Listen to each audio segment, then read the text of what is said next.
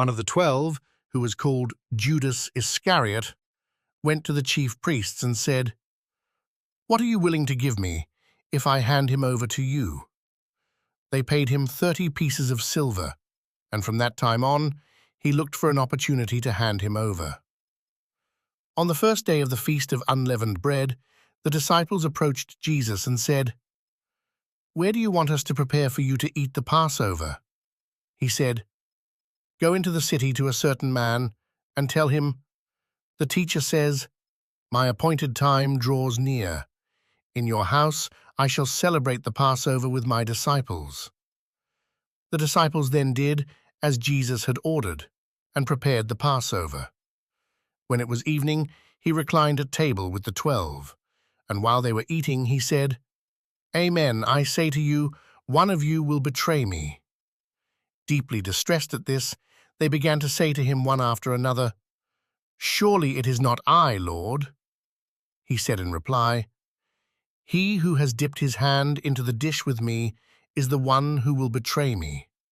The Son of Man indeed goes, as it is written of him. But woe to that man by whom the Son of Man is betrayed.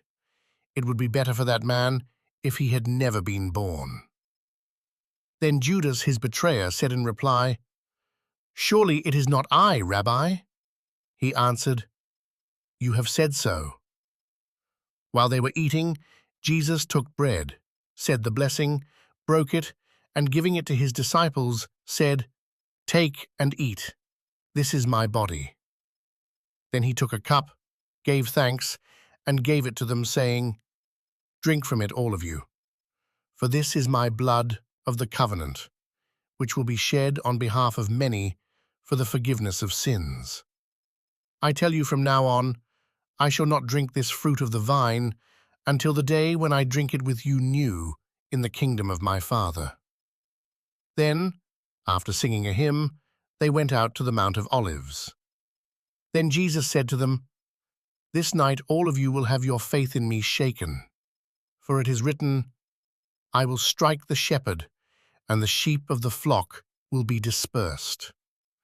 But after I have been raised up, I shall go before you to Galilee." Peter said to him in reply, "Though all may have their faith in you shaken, mine will never be." Jesus said to him, "Amen, I say to you, this very night, before the cock crows, you will deny me 3 times. Peter said to him, "Even though I should have to die with you, I will not deny you." And all the disciples spoke likewise. Then Jesus came with them to a place called Gethsemane, and he said to his disciples, "Sit here while I go over there and pray." He took along Peter and the 2 sons of Zebedee, and began to feel sorrow and distress. Then he said to them, "My soul is sorrowful even to death. Remain here and keep watch with me."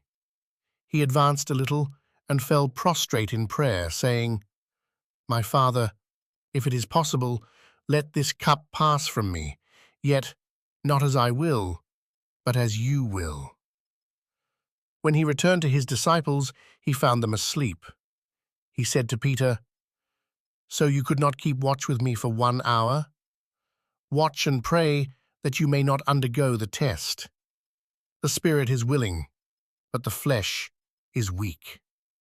Withdrawing a second time, he prayed again, "My Father, if it is not possible that this cup pass without my drinking it, your will be done." Then he returned once more and found them asleep, for they could not keep their eyes open. He left them and withdrew again and prayed a third time, saying the same thing again. Then he returned to his disciples and said to them, "Are you still sleeping and taking your rest? Behold, the hour is at hand when the Son of Man is to be handed over to sinners. Get up, let us go. Look, my betrayer is at hand." While he was still speaking, Judas, one of the 12, arrived, accompanied by a large crowd, with swords and clubs, who had come from the chief priests and the elders of the people. His betrayer had arranged a sign with them, saying, "The man I shall kiss is the one. Arrest him." Immediately he went over to Jesus and said, "Hail, Rabbi," and he kissed him. Jesus answered him, "Friend, do what you have come for." Then, stepping forward, they laid hands on Jesus and arrested him. And behold, one of those who accompanied Jesus put his hand to his sword, drew it, and struck the high priest's servant, cutting off his ear. Then Jesus said to him, "Put your sword back into its sheath, for all who take the sword will perish by the sword. Do you think that I cannot call upon my Father, and he will not provide me at this moment with more than 12 legions of angels? But then how would the scriptures be fulfilled, which say that it must come to pass in this way?" At that hour, Jesus said to the crowds, "Have you come out as against a robber, with swords and clubs to seize me? Day after day I sat teaching in the temple area, yet you did not arrest me. But all this has come to pass, that the writings of the prophets may be fulfilled." Then all the disciples left him and fled. Those who had arrested Jesus led him away to Caiaphas the high priest, where the scribes and the elders were assembled. Peter was following him at a distance as far as the high priest's courtyard, and going inside, he sat down with the servants to see the outcome. The chief priests and the entire Sanhedrin kept trying to obtain false testimony against Jesus in order to put him to death, but they found none, though many false witnesses came forward. Finally, 2 came forward who stated, "This man said, 'I can destroy the temple of God and within 3 days rebuild it.'" The high priest rose and addressed him, "Have you no answer? What are these men testifying against you?" But Jesus was silent. Then the high priest said to him, "I order you to tell us under oath before the living God whether you are the Christ, the Son of God." Jesus said to him in reply, "You have said so. But I tell you, from now on you will see the Son of Man seated at the right hand of the power, and coming on the clouds of heaven." Then the high priest tore his robes and said, "He has blasphemed. What further need have we of witnesses? You have now heard the blasphemy. What is your opinion?" They said in reply, "He deserves to die." Then they spat in his face and struck him, while some slapped him, saying, "Prophesy for us, Christ. Who is it that struck you?" Now Peter was sitting outside in the courtyard. One of the maids came over to him and said, "You too were with Jesus the Galilean." But he denied it in front of everyone, saying, "I do not know what you are talking about." As he went out to the gate, another girl saw him and said to those who were there, "This man was with Jesus the Nazarene." Again, he denied it with an oath, "I do not know the man." A little later, the bystanders came over and said to Peter, "Surely you too are one of them. Even your speech gives you away." At that, he began to curse and to swear, "I do not know the man." And immediately a cock crowed. Then Peter remembered the word that Jesus had spoken, "Before the cock crows, you will deny me 3 times." He went out and began to weep bitterly. When it was morning, all the chief priests and the elders of the people took counsel against Jesus to put him to death. They bound him, led him away, and handed him over to Pilate, the governor. Then Judas, his betrayer, seeing that Jesus had been condemned, deeply regretted what he had done. He returned the 30 pieces of silver to the chief priests and elders, saying, "I have sinned in betraying innocent blood." They said, "What is that to us? Look to it yourself." Flinging the money into the temple, he departed and went off and hanged himself. The chief priests gathered up the money, but said, "It is not lawful to deposit this in the temple treasury, for it is the price of blood." After consultation, they used it to buy the potter's field as a burial place for foreigners. That is why that field, even today, is called the Field of Blood. Then was fulfilled what had been said through Jeremiah the prophet, and they took the 30 pieces of silver, the value of a man with a price on his head, a price set by some of the Israelites, and they paid it out for the potter's field, just as the Lord had commanded me. Now Jesus stood before the governor, and he questioned him, "Are you the king of the Jews?" Jesus said, "You say so." And when he was accused by the chief priests and elders, he made no answer. Then Pilate said to him, "Do you not hear how many things they are testifying against you?" But he did not answer him one word, so that the governor was greatly amazed. Now on the occasion of the feast, the governor was accustomed to release to the crowd one prisoner whom they wished. And at that time they had a notorious prisoner called Barabbas. So when they had assembled, Pilate said to them, "Which one do you want me to release to you, Barabbas or Jesus called Christ?" For he knew that it was out of envy that they had handed him over. While he was still seated on the bench, his wife sent him a message. "Have nothing to do with that righteous man. I suffered much in a dream today because of him." The chief priests and the elders persuaded the crowds to ask for Barabbas, but to destroy Jesus. The governor said to them in reply, "Which of the two do you want me to release to you?" They answered, "Barabbas." Pilate said to them, "Then what shall I do with Jesus called Christ?" They all said, "Let him be crucified." But he said, "Why? What evil has he done?" They only shouted the louder, "Let him be crucified." When Pilate saw that he was not succeeding at all, but that a riot was breaking out instead, he took water and washed his hands in the sight of the crowd, saying, "I am innocent of this man's blood. Look to it yourselves." And the whole people said in reply, "His blood be upon us and upon our children." Then he released Barabbas to them, but after he had Jesus scourged, he handed him over to be crucified. Then the soldiers of the governor took Jesus inside the praetorium and gathered the whole cohort around him. They stripped off his clothes and threw a scarlet military cloak about him.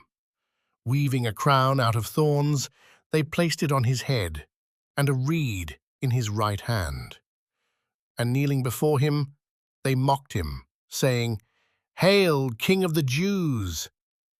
They spat upon him and took the reed and kept striking him on the head. And when they had mocked him, they stripped him of the cloak, dressed him in his own clothes, and led him off to crucify him. As they were going out, they met a Cyrenian named Simon.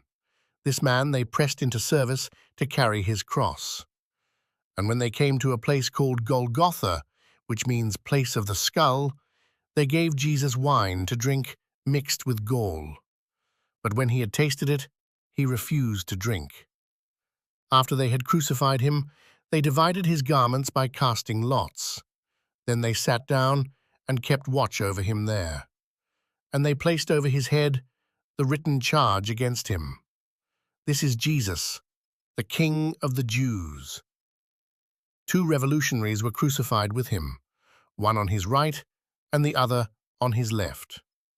Those passing by reviled him, shaking their heads and saying, "You who would destroy the temple and rebuild it in 3 days, save yourself, if you are the Son of God, and come down from the cross." Likewise, the chief priests with the scribes and elders mocked him and said, "He saved others, he cannot save himself, so he is the King of Israel. Let him come down from the cross now, and we will believe in him. He trusted in God. Let him deliver him now, if he wants him. For he said, 'I am the Son of God.'" The revolutionaries who were crucified with him also kept abusing him in the same way. From noon onward, darkness came over the whole land until 3 in the afternoon. And about 3 o'clock, Jesus cried out in a loud voice, "Eli, Eli, lema sabachthani, which means, my God, why have you forsaken me?" Some of the bystanders who heard it said, "This one is calling for Elijah." Immediately, one of them ran to get a sponge. He soaked it in wine, and putting it on a reed, gave it to him to drink. But the rest said, "Wait, let us see if Elijah comes to save him." But Jesus cried out again in a loud voice and gave up his spirit. Here all kneel and pause for a short time. And behold, the veil of the sanctuary was torn in two from top to bottom. The earth quaked, rocks were split, tombs were opened, and the bodies of many saints who had fallen asleep were raised. And coming forth from their tombs after his resurrection, they entered the holy city and appeared to many. The centurion and the men with him, who were keeping watch over Jesus, feared greatly when they saw the earthquake and all that was happening. And they said, "Truly, this was the Son of God." There were many women there, looking on from a distance, who had followed Jesus from Galilee, ministering to him. Among them were Mary Magdalene, and Mary, the mother of James and Joseph, and the mother of the sons of Zebedee. When it was evening, there came a rich man from Arimathea named Joseph, who was himself a disciple of Jesus. He went to Pilate and asked for the body of Jesus. Then Pilate ordered it to be handed over. Taking the body, Joseph wrapped it in clean linen and laid it in his new tomb that he had hewn in the rock. Then he rolled a huge stone across the entrance to the tomb and departed. But Mary Magdalene and the other Mary remained sitting there, facing the tomb. The next day, the one following the day of preparation, the chief priests and the Pharisees gathered before Pilate and said, "Sir, we remember that this impostor, while still alive, said, 'After 3 days I will be raised up.' Give orders, then, that the grave be secured until the 3rd day, lest his disciples come and steal him, and say to the people, 'He has been raised from the dead.' This last imposture would be worse than the first." Pilate said to them, "The guard is yours. Go, secure it as best you can." So they went and secured the tomb by fixing a seal to the stone and setting the guard.